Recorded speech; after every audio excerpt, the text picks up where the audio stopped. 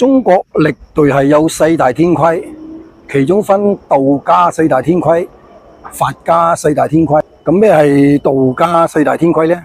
第一，道不輕傳，就係佛家收學生，佢係向善嘅，邊個入門佢都收，就算係殺人犯，只要你想入門佢都收。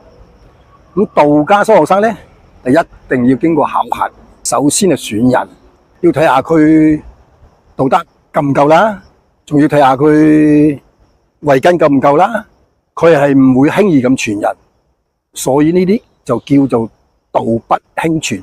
第二，術不賤賣，就係我有一門手藝技術，我係唔會輕易咁賣俾你，因為我要靠佢嚟傍身，靠佢嚟養家糊口。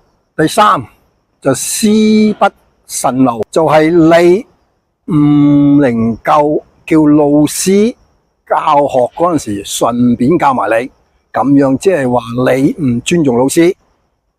老師又點會認真教你呢？所以一定要請教，教咗你之後，你仲要盡一個人事。咩人事呢？即係人人都知道嘅事。第四係醫不敲門，就係我明明知道你係有咩病，但係我唔會主動咁去同你睇病，你要求醫。呢啲正係天意雖大，不藷無根之草；道法雖寬，不渡無緣之人，就係道家嘅道學啦。